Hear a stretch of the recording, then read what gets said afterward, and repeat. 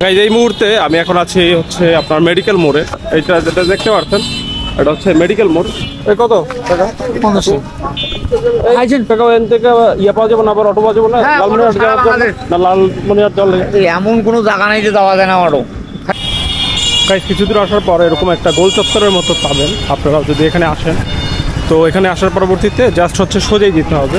আমরা যাচ্ছি মূলত এখানে যেই ফার্স্ট আসে সে হচ্ছে মুরাবিদেব ঘোষাল ভট্টাচার্য। উনি আসলে ছিল তখন একজন ব্রাহ্মণ, তাই সে এই রাজার যেই দেওয়া উপহার সেটা আসলে খাজনা নেওয়ার জন্য প্রস্তাব দেয়। কিন্তু রাজা যেটা করে সেটা হচ্ছে সে তুষ হিসেবে ধানের যে তুষ সেটা নেওয়ার জন্য দাবি করে যে আমি খাজনা হিসেবে তুষ নিব।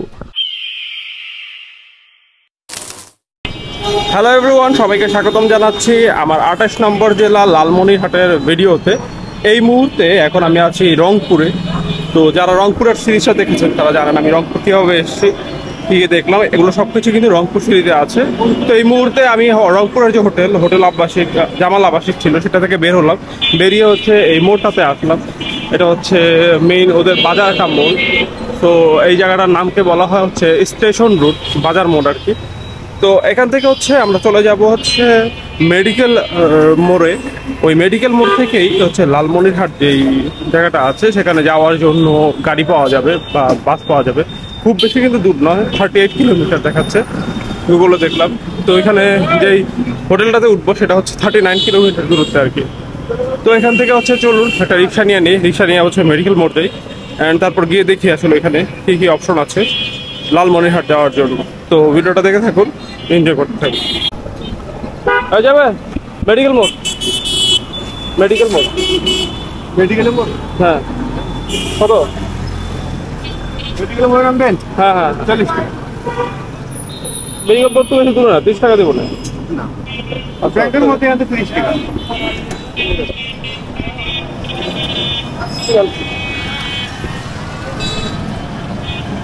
সো গাইস একটা রিক্সাতে উঠে বসলাম, আর রিক্সাতে তো দেখতে পারলেন রিক্সাতে লাগছে হচ্ছে 40 টাকা। তো চলুন আমরা চলে যাই হচ্ছে মেডিকেল মোড়ে। গাইস এই মুহূর্তে আমি এখন আছি হচ্ছে আপনার মেডিকেল মোড়ে। এইটা যেটা দেখতে পাচ্ছেন এটা হচ্ছে মেডিকেল মোড়। তো এখান থেকে চেক করতে হবে আমাদের যে এখান থেকে আসলে লালমনিরহাট যাওয়ার জন্য কোনো অপশন আছে কিনা, বা থাকলে সেটা কীভাবে যেতে হবে। আমি ওই পাশটাতে যাচ্ছি, ওই দিকটাতে গিয়ে জিজ্ঞেস করে দেখি যে লালমনিরহাটে যাওয়ার কোনো অপশন পাওয়া যায় কিনা। গাইস এই মুহূর্তে আমি এখন আরেকটা রিক্সায় আছি, কারণ আমরা যে জায়গাটা নেমেছিলাম যেটা হচ্ছে আপনার মেডিকেল মোড়, সেই জায়গা থেকে কিন্তু আসলে কোনো অপশন পাচ্ছি না যাওয়ার জন্য। তো এখানে আরেকজনের সাথে কথা বলে দেন হচ্ছে রিক্সায় উঠলাম। এটাতে করে এখন আমরা যদি অটো দিয়ে চলে যেতে চাই, অটো দিয়েই আসলে লালমনিরহাট চলে যাওয়া যাবে, যেহেতু এটা খুব বেশি দূরে নয়। এখান থেকে হচ্ছে ব্যাংকের মোড়, এটা আরো পেছনে ফেলে এসেছি, ওই জায়গাটায় যাচ্ছে আবার ব্যাংকের মোড় যাচ্ছি। ব্যাংকের মোড় থেকে হচ্ছে গিয়ে দেন অটো দিয়ে ভেঙে ভেঙে আসলে আমরা লালমনিরহাটে চলে যেতে পারবো। তো কীভাবে যাচ্ছি সেটা অবশ্যই আপনাদেরকে জানাচ্ছি, আপনারা দেখে থাকুন। তো গাইজ আমরা হচ্ছে ব্যাংকের মোড় নামলাম, আর এর জন্য হচ্ছে আমাদের 20 টাকা লাগলো যে মানে রিক্সায় এসেছি। তো এটা হচ্ছে এই রোডটা দিয়ে যাচ্ছি, মেইন রোড ছিল পেছনের রোড দিয়ে। এখান থেকে হচ্ছে আমাদেরকে যেতে হবে হচ্ছে কাটনিয়া নামে একটা জায়গায়, দেন ওইখান থেকে আমরা লালমনিরহাটে যেতে পারবো। তো এখান থেকে এখন সামনে যাচ্ছি, সামনে গিয়ে অটো চলবো।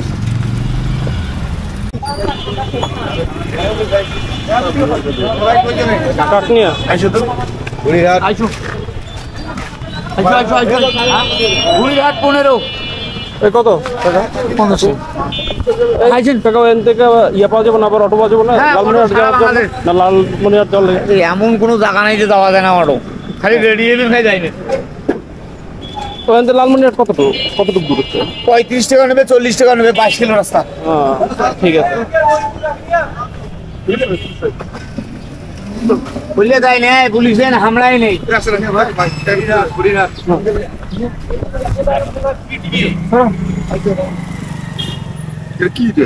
এটা হ্যাঁ ক্যামেরা কি হয়? এটা ভিডিও হচ্ছে কিসের ভিডিও এটা? এটা হচ্ছে আপনার ট্রাভেল ব্লগ। ট্রাভেল ব্লগ, কোথায় কোথায় যাচ্ছি এটা একটা ভিডিও।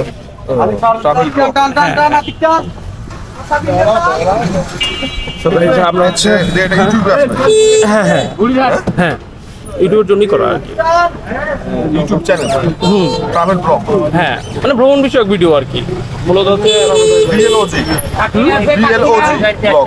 হ্যাঁ হ্যাঁ হ্যাঁ হ্যাঁ রাইট। তো গাইজ আমরা হচ্ছে একটা অটোতে উঠলাম, এটা দিয়ে চলে যাচ্ছে হচ্ছে কাকনিয়াতে। তো এটা মোটামুটি এখান থেকে ভালোই দূরত্ব আছে, এখানে হচ্ছে আপনার 40 টাকা মেবি 40 or 50 টাকা নেবে। তো আমরা এখান থেকে চলে যাচ্ছি হচ্ছে ওখানে, অ্যান্ড ওইখান থেকে চলে যাবো হচ্ছে লালমনিরহাট। অ্যান্ড লালমনিরহাটে অলরেডি আমি একটা গুগলে সার্চ করে দেখে রেখেছি যে একটা হোটেল, ওইখানে গিয়ে চেক করবো। যদি ওইটা না হয় তাহলে আমরা অল্টারনেটিভ আরও বেশ কিছু দেখে রেখেছি, ওগুলো চেক করবো। তো চলুন, এটা হচ্ছে এখান থেকে রংপুর থেকে আমরা লালমনিরহাট কিন্তু জাস্ট এই অটোতে করেই চলে যাবো। কিন্তু আমি ফার্স্টেই বলেছি খুব বেশি দূরত্ব না, 30 to 39 কিলোমিটারের মতো। তো যেতে থাকি এবং আপনাদেরকে অবশ্যই আমি আপডেট দিয়ে থাকি। এটা কি ব্রিজ? এটা মহিপুর না? গাইজ আমরা হচ্ছে দিয়ে হচ্ছে মহিপুর যে সেটা পার হচ্ছে এখন। আমরা যাচ্ছি কিন্তু কাকিনা যেটা বলছিলাম।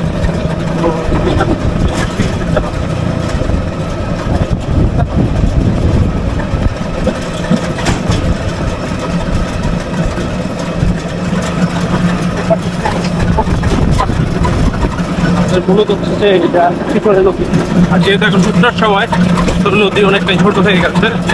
যখন সেটা বর্ষা হয় তখন কিন্তু এগুলো সব এগুলো পানি নিতে থাকে। আর এই যে মহিপুর যে ব্রিজটা আছে এটা মোটামুটি ভালোই বড় হয়ে গেছে। আমরা এই মহিপুর ব্রিজটা এখন পার হচ্ছে।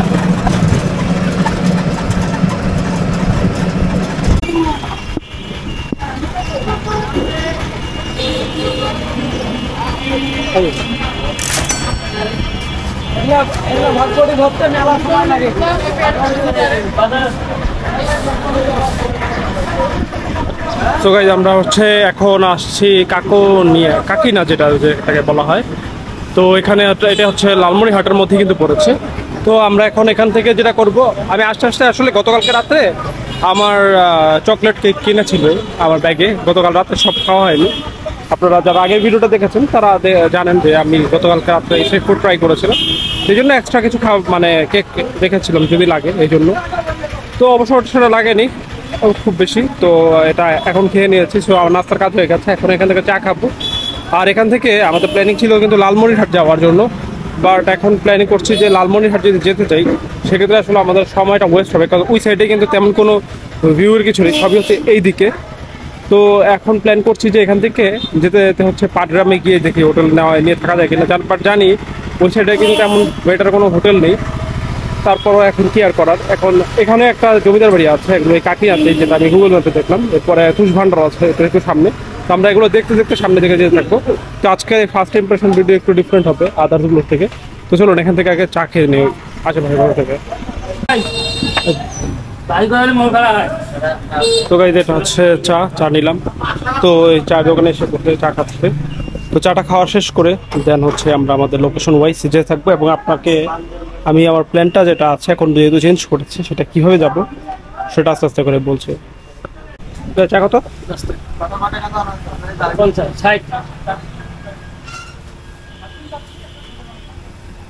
এই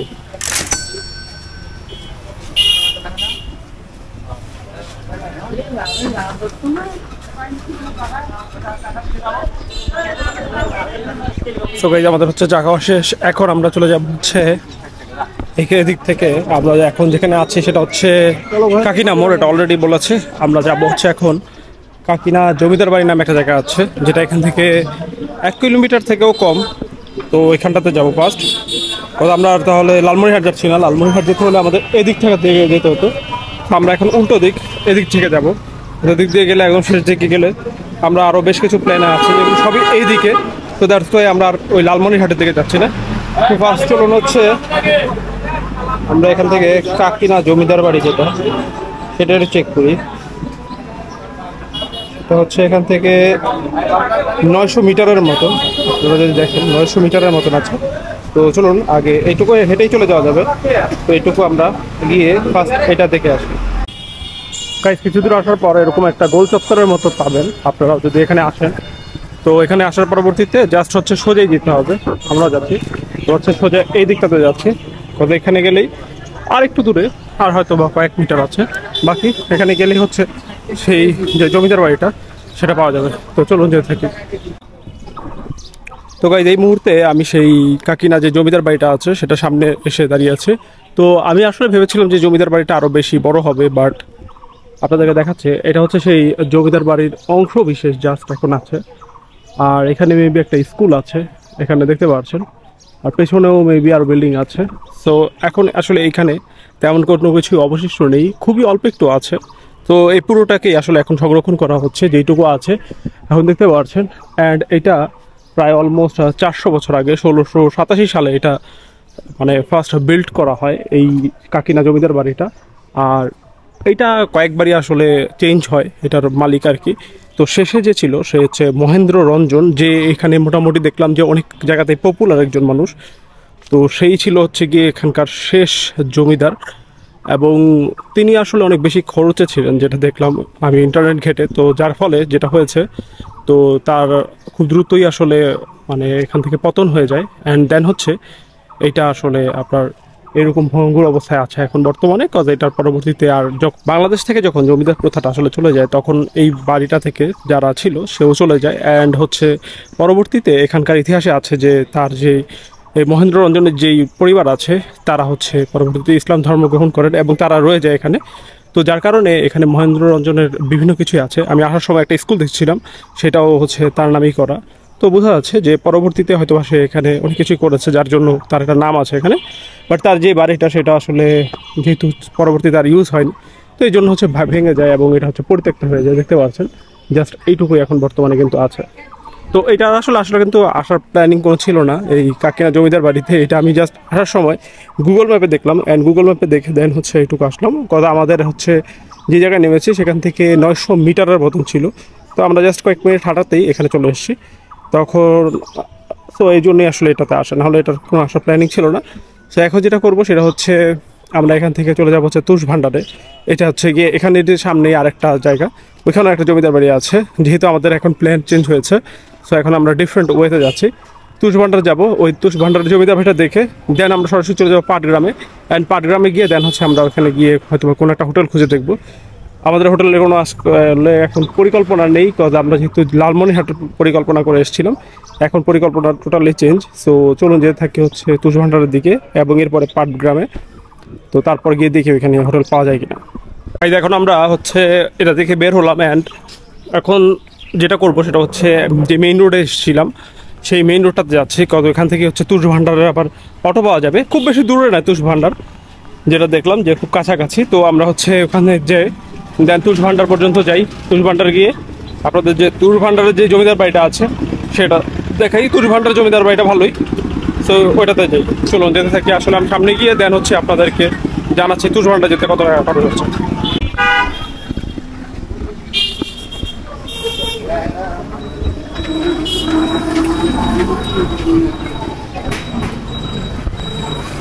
তুষ ভান্ডার যাবো কোন ক্লাবে আপনি যাবেন? কত তুষ ভান্ডার? হ্যাঁ, তুষ ভান্ডার কত? 20 টাকা। 20 টাকা।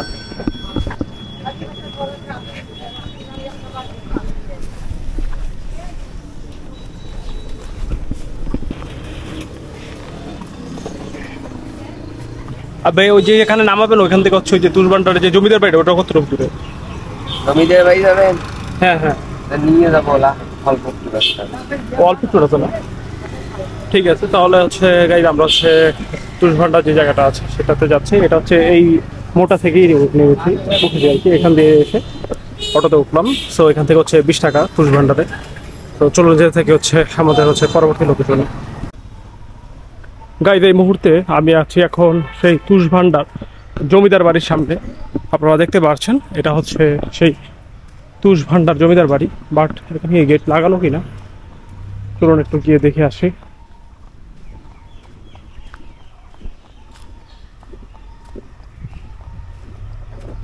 গাইড আমি হচ্ছে ওই দিকটা দিয়ে এসেছি, এই রোডটা দিয়ে এসে এখন এটার ভিতরে যাচ্ছি, কারণ এটা সামনের যেটা জায়গাটা সেটা বন্ধ করা। তো দেখতে পাচ্ছেন এটা হচ্ছে সেই তুষ ভান্ডার যে জমিদার বাড়িটা আছে সেইটা।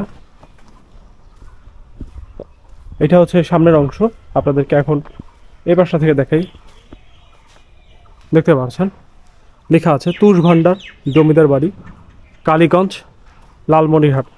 এবং এটার যেই অংশটা সেটা এখানে লেখা আছে দেখুন, তুষ ভান্ডার জমিদার ঋত্যের পর্যায়ক্রমে মুরারিদেব ঘোষাল ভট্টাচার্য, যার আগমন হয় 1323 খ্রিস্টাব্দে, আদি নিবাস ছিল 24 পরগনা। এরপর হচ্ছে মুকুন্দদেব ঘোষাল, তারপর হচ্ছে মধুসূদন দেব ঘোষাল, এরপর হচ্ছে রামদেব ঘোষাল, এরপর হচ্ছে রাজা রামদেব রায়চৌধুরী। এর পরবর্তীতে হচ্ছে দেবীপ্রসাদ রায়চৌধুরী, এটা হচ্ছে দত্তক পুত্র ছিল। আর এ পাশে হচ্ছে নরদেব রায়চৌধুরী। এরপরে এই দেবীপ্রসাদের আবার পরবর্তী যে অংশ সেটা হচ্ছে সূর্যপ্রসাদ রায়চৌধুরী, এরপরে কালীপ্রসাদ রায়চৌধুরী। এদিকেও দুইজন আছে, রমণীর মোহন রায়চৌধুরীর পুত্র অ্যান্ড হচ্ছে অঙ্গন মোহন রায় পুত্র। তো এভাবে করে গিয়ে গিয়ে শেষ পর্যন্ত হয়েছে গিরীন্দ্র মোহন রায় চৌধুরী, এই ছিল দত্তপুত্র, এখানে দেখতে পাচ্ছেন। তো এই হচ্ছে শেষ। তো এর মাধ্যমে আসলে এটা শেষ হয়ে যায়, সে লাস্ট ছিল। তো এখান থেকে দেখতে পাচ্ছেন, আমরা যদি একটু ভিতর দিকে যাই,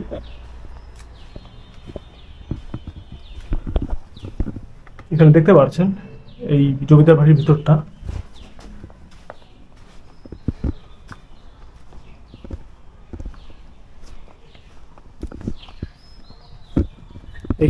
এখান দিয়ে হয়তো বা উঠার জায়গা আছে।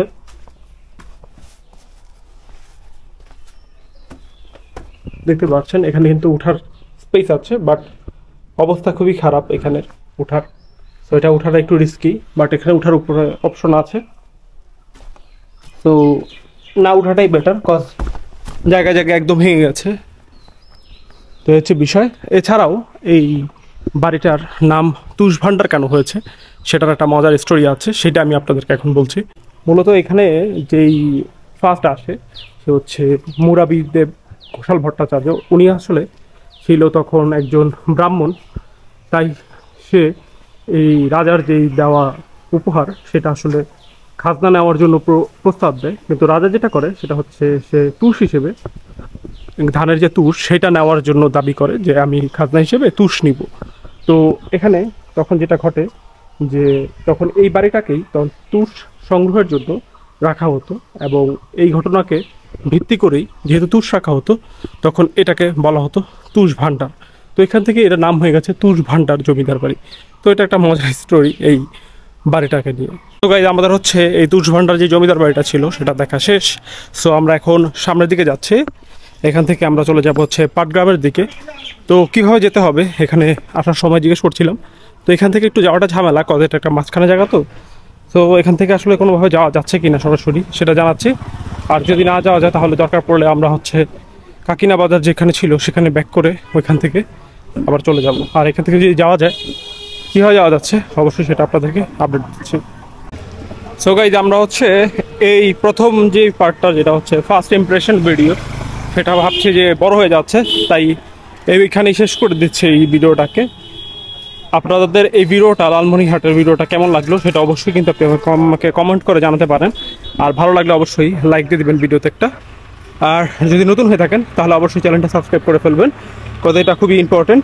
আর আপনি যদি আমার ব্যাপারে লাইফ আপডেট জানতে চান সেক্ষেত্রে হচ্ছে আমাকে ইনস্টাগ্রামে ফলো করতে পারেন, ইনস্টাগ্রামের লিঙ্কটা দেখতে পাচ্ছেন। তা এই লালমনিরহাটের বাকি অংশগুলো আমরা এক্সপ্লোর করবো হচ্ছে সেকেন্ড ভিডিওতে। ওটা দেখার আমন্ত্রণ জানিয়ে এটা শেষ করে দিচ্ছি। সবাই ভালো থাকুন, সুস্থ থাকুন, আল্লাহ হাফিজ।